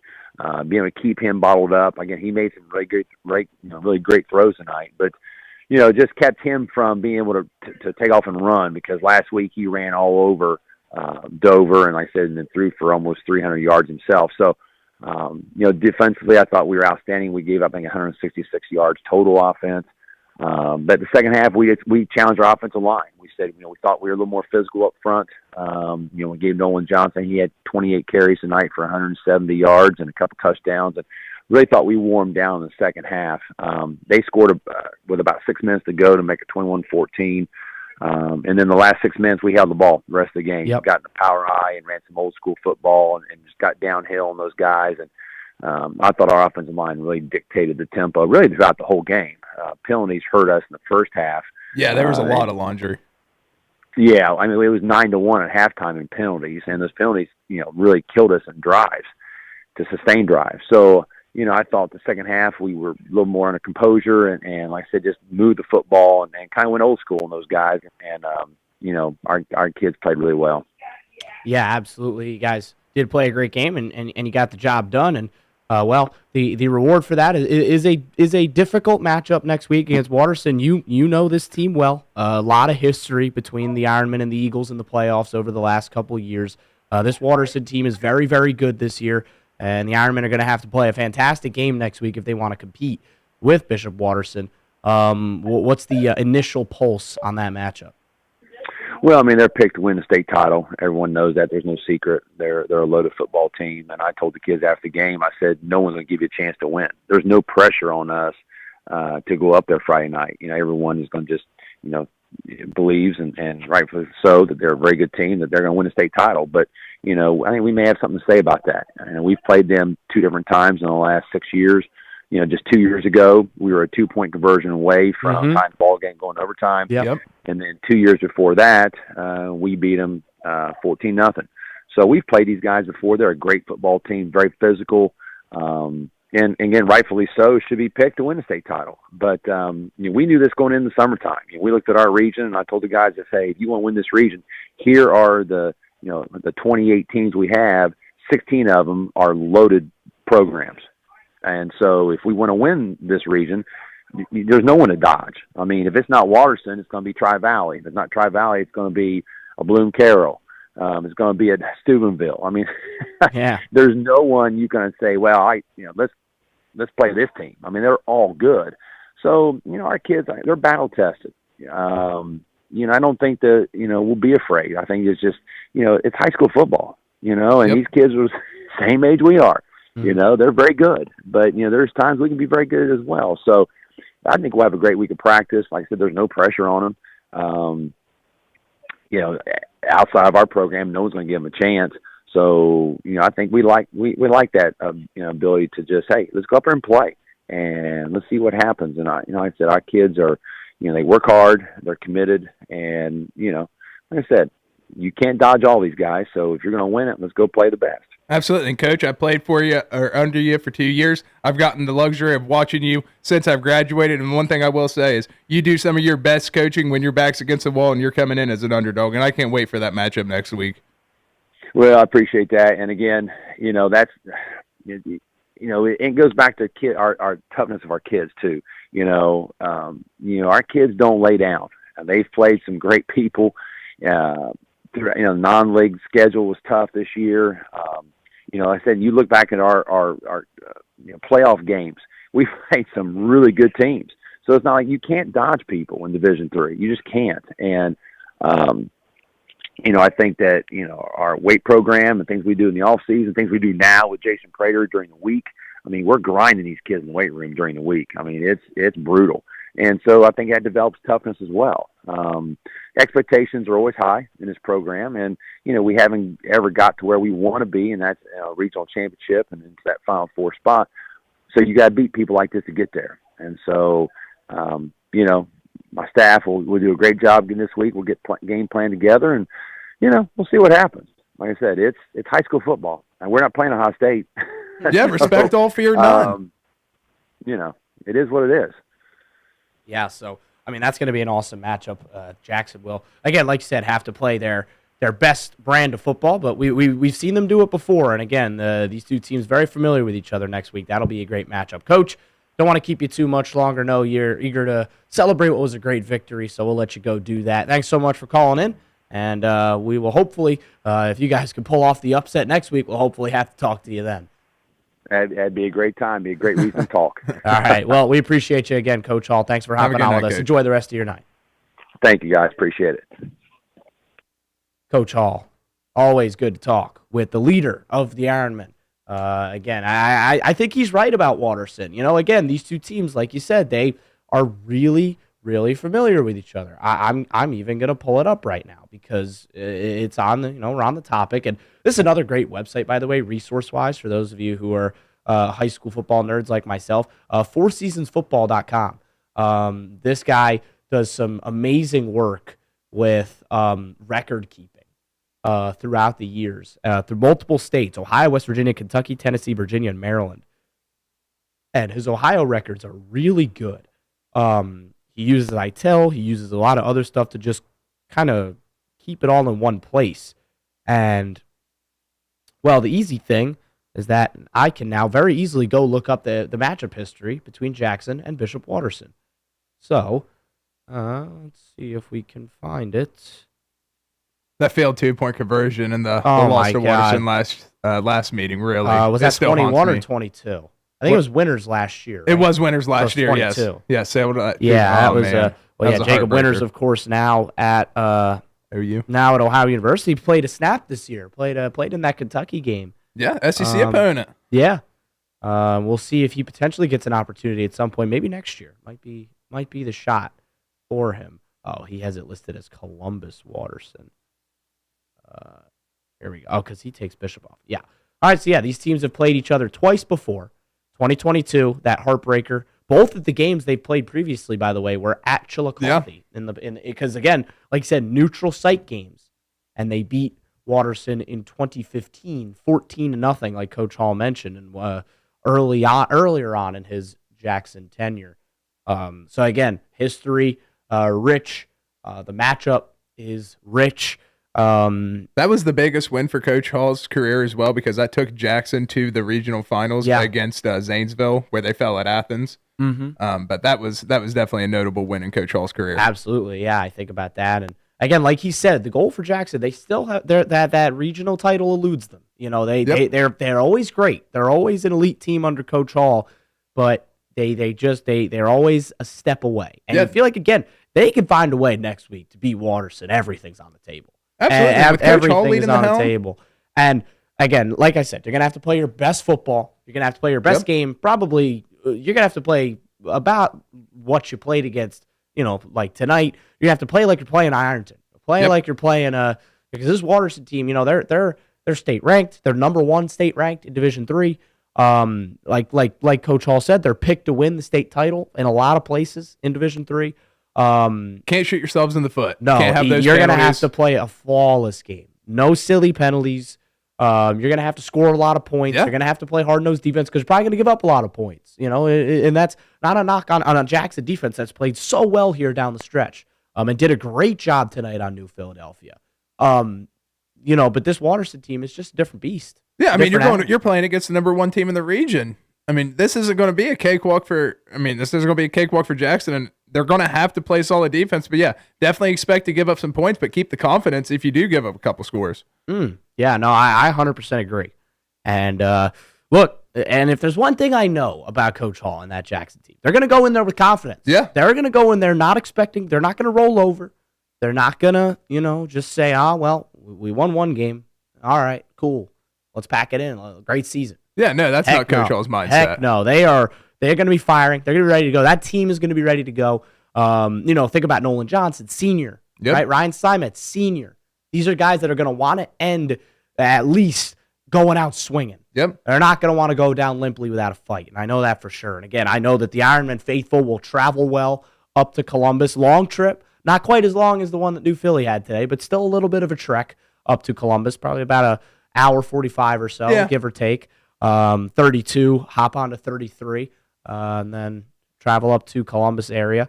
But one thing I know for sure is it's going to be a fun football game. And again, these two teams will be well aware of the history they have against each other, and it should be a fun matchup. And again, if Jackson can pull off a stunner, man, everything gets put on the table. Yeah, at that point, then you can win any matchup in the region. Absolutely. You could beat Steubenville. You could beat Tri-Valley. And again, I really like Tri-Valley. I think if there's a team that's going to cause a shock, it's Tri-Valley. They are so loaded on offense. They have so many weapons to choose from.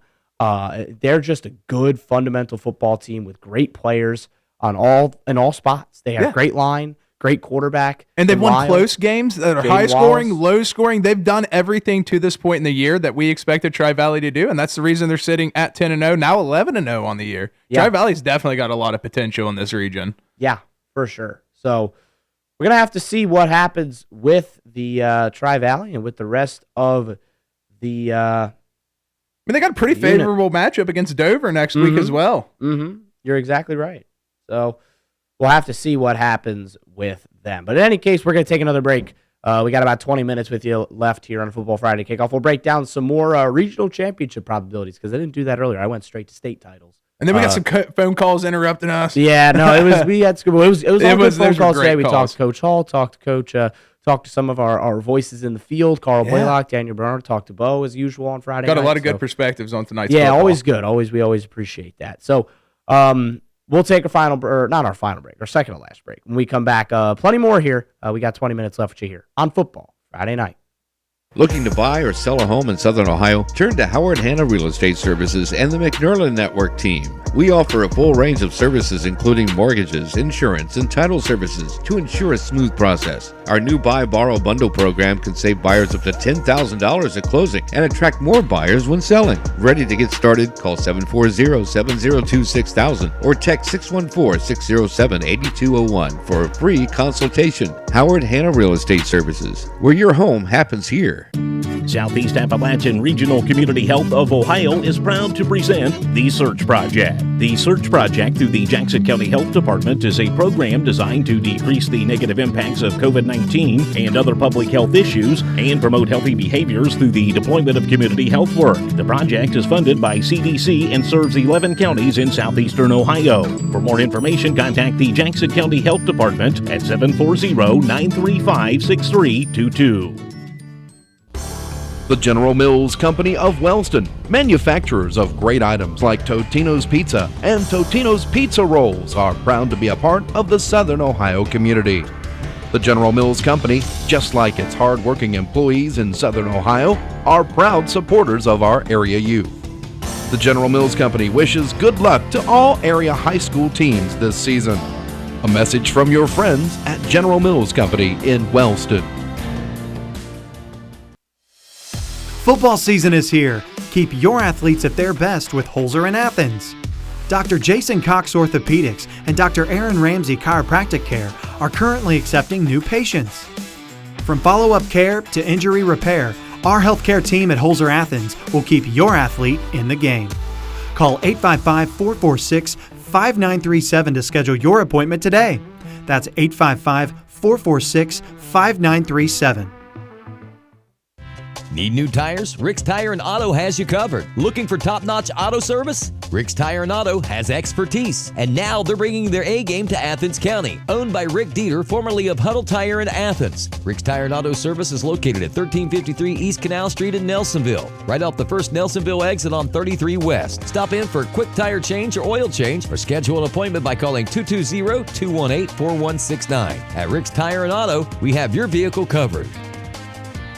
If you or someone you know is having thoughts of suicide or experiencing a mental health or substance use crisis, 988 provides a direct connection to free, confidential, and compassionate support. When you call, text, or chat 988, you'll be quickly connected to trained crisis counselors who will listen to your concerns, provide support, and connect you to additional resources if needed. There is hope. The Lifeline works. You are not alone in crisis. For 24/7 confidential support, just call, text, or chat 988. Brought to you by the Suicide Prevention Coalitions of Athens, Gallia, Jackson, Meigs, and Pike counties.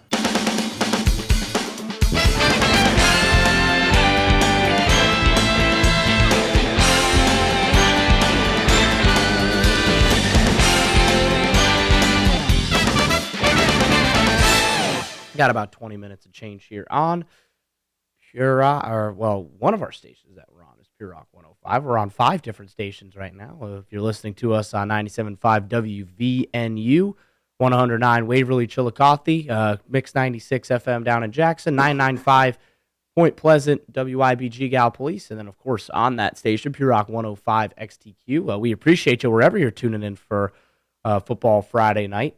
We always, again, appreciate you tuning in and listening to us and spending your Friday night into Saturday morning here with us. A big Saturday coming up. Buckeyes in action tomorrow. Big game against Penn State. I'm sure a lot of people around this area will be very interested in that matchup. I'm very excited personally. Chance for Buckeyes to maybe send a statement tomorrow. Too early of a start there, don't you agree? I know. I hate big noon kickoff. I'm so glad. No, it should be a 7 o'clock game. It should absolutely be. For Penn State, you think about the atmosphere, the whiteout, and how they do it there. I mean, I get the sun's out and everything, and I guess it enhances the whiteout, but no, total darkness. And then you can get fireworks going as well. Yeah. If the upset happens. I mean, that's what we want to see. They'll do fireworks anyway. But I don't know. I'm not a huge fan of big noon kickoff personally. Just personal gripe. But man, let's talk about some of these other matchups. Let's go through the regional. Let's go through the regional probabilities first. We'll take a quick look here at the regional championship probabilities. We'll start at Region 11, and that obviously just Waterston 87% chance, 87. That's a tough. I feel like that's very high for the region, just because of the competitiveness of the region. Yeah, but maybe Waterston's that dominant. We'll see. Yeah, I mean they really have stomped everybody in their way so far, and Steubenville will look to change that. They're at 8.4%, and then Tri-Valley, Granville, and Bishop Hartley are 4th and 5th, and they're both eliminated already. So that'll change as the week goes on. Man, those I had a walking taco, I had breadsticks, and I had popcorn. I really went all out. I mean, you got acid reflux? No, I don't. Thank God. Or I think I'd be in a bad way. Yeah, that's not fun. I was trying to think about what I could and can't say on the radio. I was trying to. We'll keep it PG. In Region 15, actually, the model likes Indian Valley a lot better than St. Clairsville. It's got Indian Valley at a 50% chance, St. Clairsville 20, New Lex 18. So again, those are that top three in terms of regional probabilities. Then Bishop Reedy down there at 6 and 4, 6.9%. West Holmes at 3.8%. They're a potential dark horse at 13. Yeah. They could do some damage. Again, New Lex, I'm trying to see history wise. Yeah, they've won the region once. They run it back in 2008. They were 12-2 that year, and they won the region. They beat Ironton, they beat Meigs, they beat Martins Ferry. In the playoffs, and then they lost to Steubenville 30-6 in the state semi. Again, this was back when it was 8. So, they could potentially do some. This could be their best season since 2008. I think they're very capable of winning some of these games, and this is the first time since that year that COVID they won a playoff game, but the first time, non-COVID excluding, since that 2008 year that they win a playoff game. Last 2 years they've made the playoffs. They haven't done anything. They got a tough break in 22. They had a really good team that year, really good running back in Hunter Rose, and drew just a nasty draw in Bishop Hartley, who were really good. Like they weren't good that year, but they were, in the playoffs they were prepared and they dominated 48-13. And then the next year they kind of got in via pity in the region, and they got stomped out by Harvest Prep. They were down to 19 last year as well, and they moved up, which honestly they'll probably appreciate that they moved up a region this year, because 15 is a lot less competitive than 19 is. Just 19 is so many cold-blooded killers in that region that I think New Lex is probably okay with being in there. Exactly, especially with the way they're playing to end the season. They're looking really good. They're looking great. Again, their only loss is to Tri-Valley back in week 5. They beat West Muskingum in a tight game. They beat Sheridan for the first time in a decade. This is a really good New Lex squad. This is a good team, and I think that matchup against Indian Valley that could happen in a couple weeks will be a stellar game. I'm very excited to see how that one shakes out. In Region 19, Ironton is the overwhelming favorite, but Harvest Prep also with an outside chance, 6%. West Muskingum, 1.6. Barnesville, 4.3. That's gone. And Fairland at 0.5%. So, again, just that, the hopeless chance. But Fairland did better than last year. That was the big goal for them probably, was to get that playoff win and to win the OVC. You could check both of those goals off. And, now, they've got matchups here where they'll feel that West Muskingum matchup's very interesting. That's a great game. I'm very excited to see who comes out on top in that one. That's a great game. Region 23, Ridgewood is the overwhelming favorite right now at 55%. Bunch of teams with half chance here. Northmore in second with 26. Grandview Heights at 5.6. They're the 1 seed, by the way. Fairbanks at 4.4. Center, who are, by the way, eliminated by the Waterford Wildcats. Centerburg at 7-3. They're 3.1%. Monroe Central, who are also eliminated, were at 2.6%. They lost to Colonel Crawford tonight.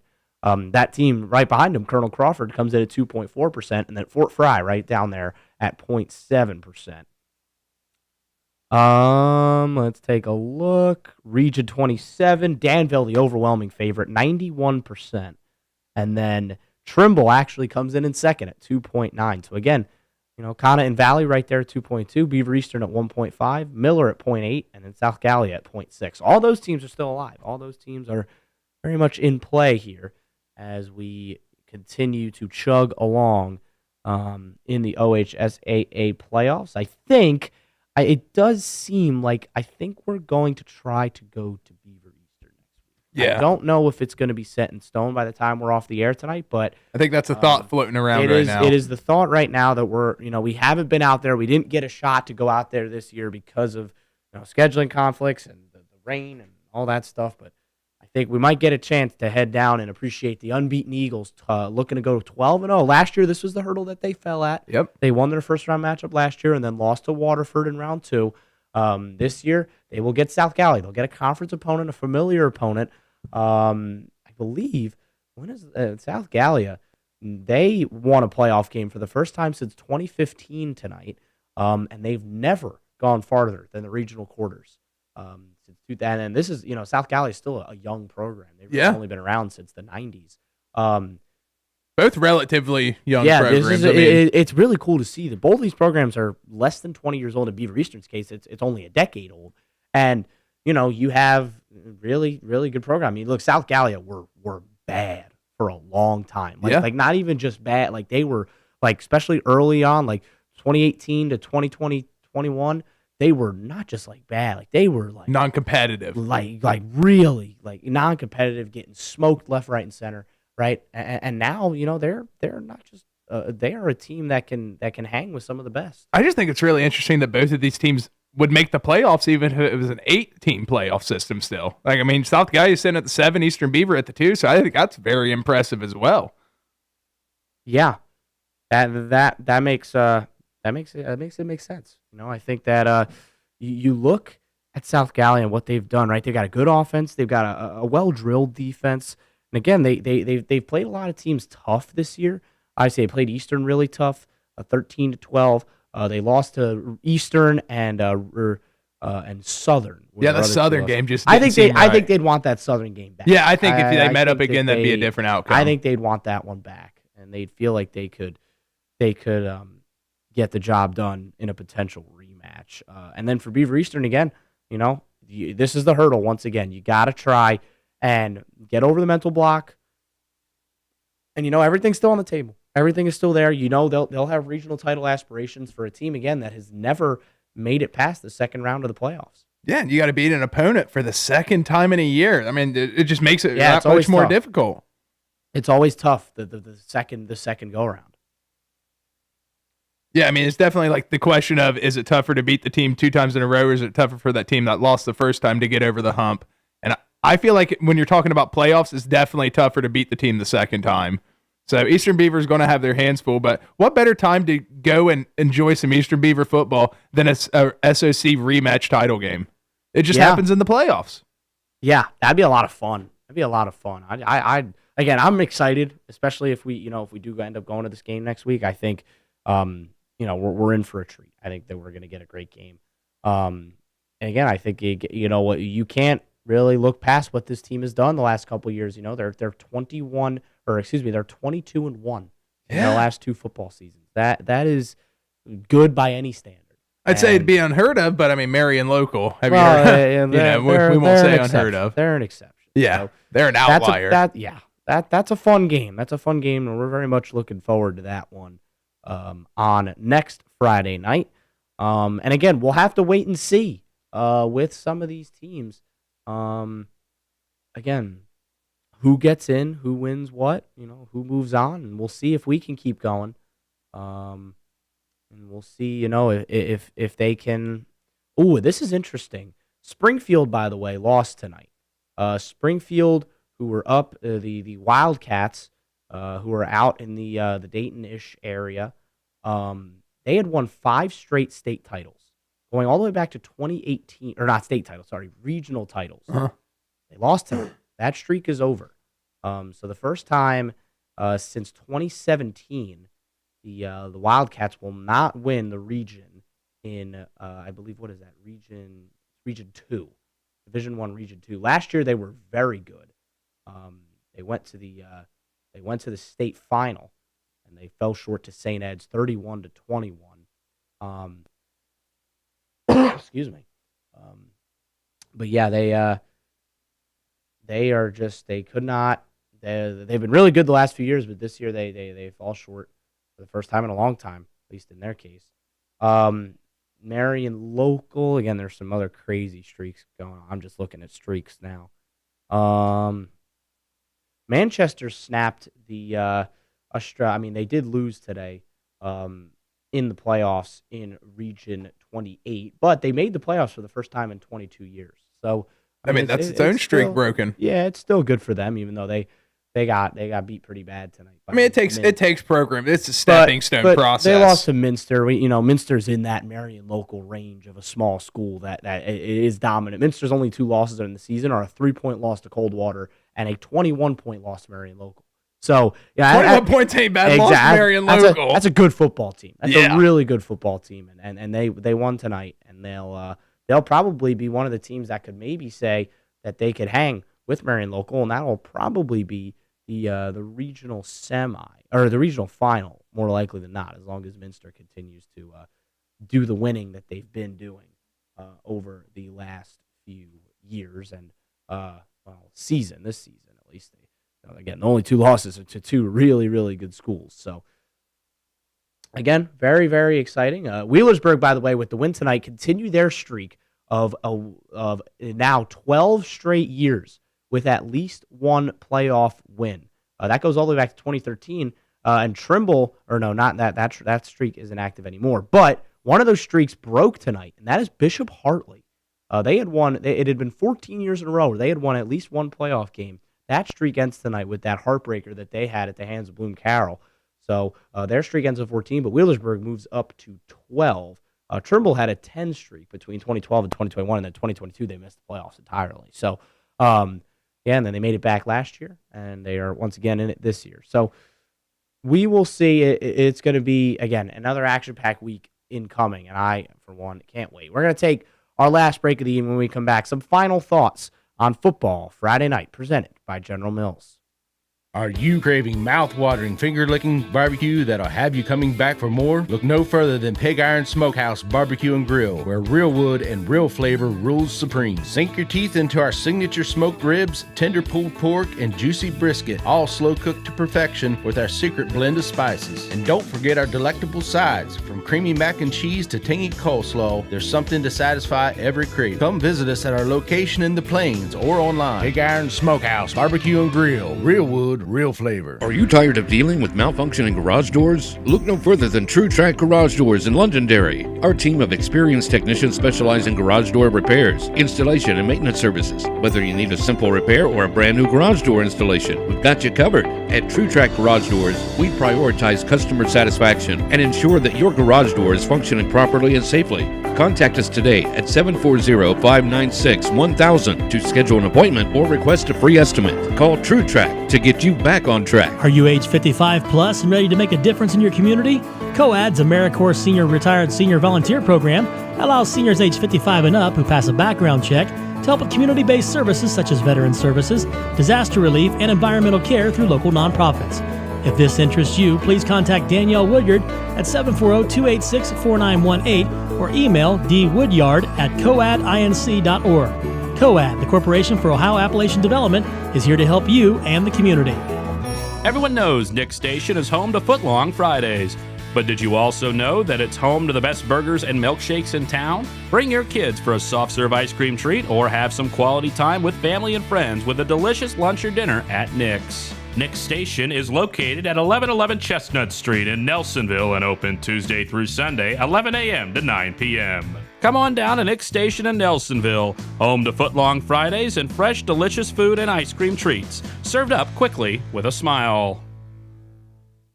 For 190 years, Austin Powder Company has been the name you can trust in the mining industry. Our legacy is built on safety, customer care, and a great workplace. From the first blast to the final haul, we've been there every step of the way. Ready to be part of our tradition of excellence? The Red Diamond Austin Powder plant in MacArthur is now hiring. Visit austinpowder.com or call 596-7940 to apply today and start your journey with a global leader in the industry. Why not come work for an exciting company offering great benefits, challenging opportunities, and with colleagues that feel like family? Austin Powder Company, improving the world we live in through safe and responsible use of explosives.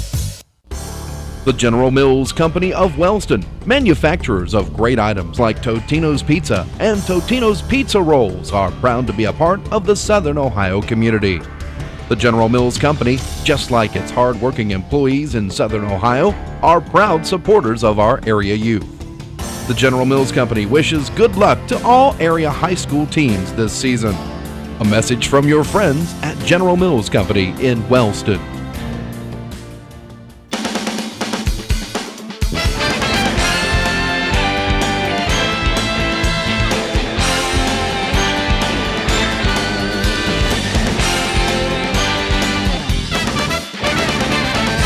Couple more minutes with you here on Football Friday night as you hopefully maybe getting ready for bed or just getting back maybe for some of these long trips. But now we got about a minute left. Bub, what are some closing thoughts you've got on tonight and maybe some thoughts as we look ahead to next week? I think it'd be really interesting to see Fairland win their matchup against West Muskingum, and then we see Wheelersburg take down Union Local, and we get to see that OVC versus SOC matchup in Fairland against Wheelersburg. Those two teams have seen each other in the playoffs before. That's a good potential matchup. I'd be excited for that. I'm looking at a few different games. I love that Licking Valley Bloom Carroll game in Region 11. That is going to be a tantalizing game. I am looking at a couple other ones as well. I've got my eye on Union Local Wheelersburg, of course. I've got my eye on that Fairland West Musk game. Again, Fort Fry Waterford. That's going to be one of the good ones. So a lot of good games to look forward to. But that's all we've really got time for. Good thing is we get to do it again next week. We'll be back for Football Friday kickoff and Football Friday night once again next week live on your Total Media stations. For Eric and Bub Landrum, I'm Ethan Sargent. It's been a great day. Playoffs just getting underway here in Southeast Ohio. We'll have plenty more action next week. Until next time, we'll see you later. I've been Ethan Sargent. Have a great night.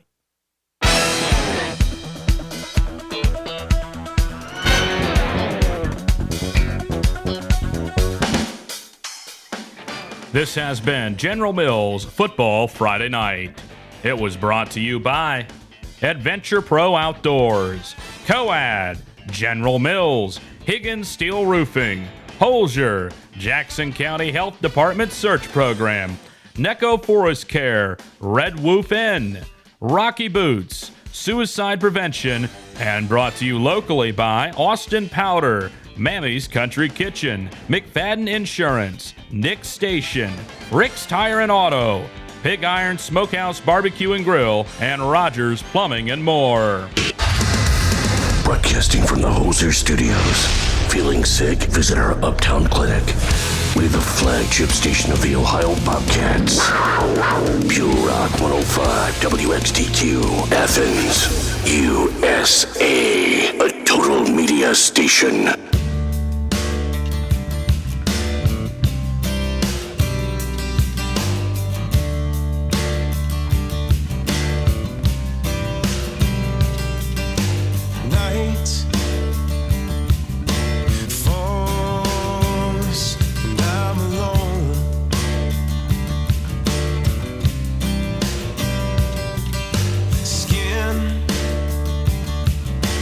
Chill into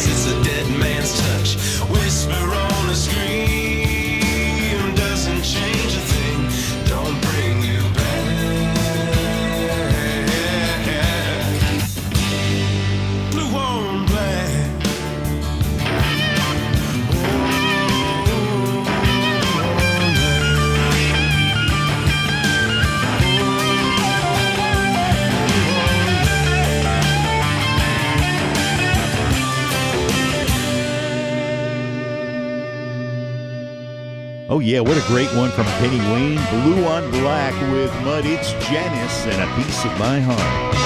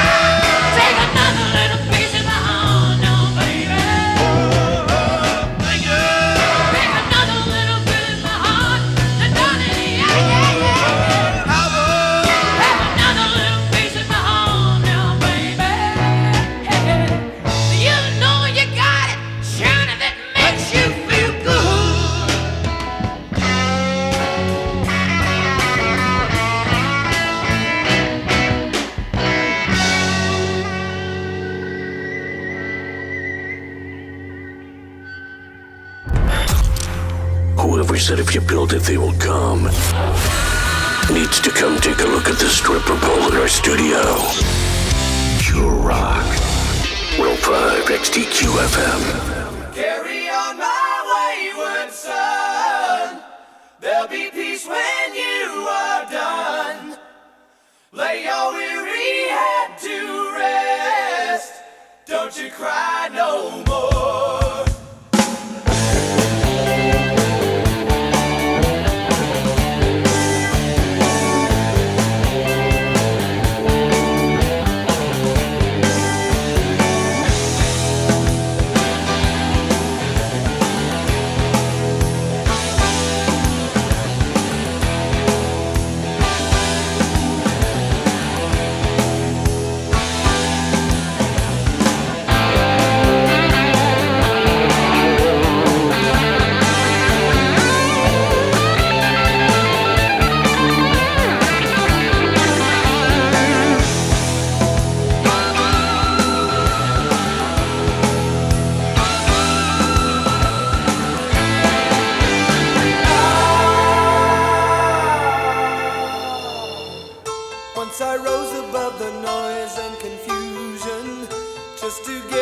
distance beyond this illusion.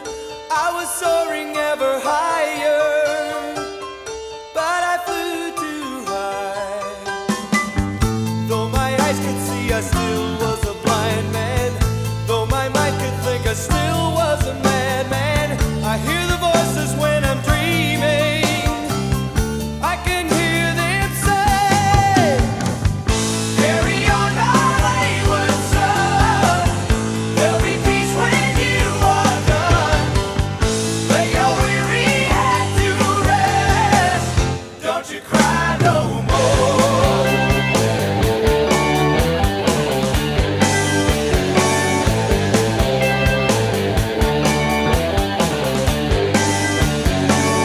Masquerading as a man with a reason. My charade is the event of the season. And if I claim to be a wise man, well, it surely means that I don't know. On a stormy sea of moving emotion, tossed about, I'm like a ship on the ocean. I set a course for winds of fortune, but I hear the voices say, carry on my wayward son. There'll be peace when you are done. Lay your weary head to rest. Don't you cry no more.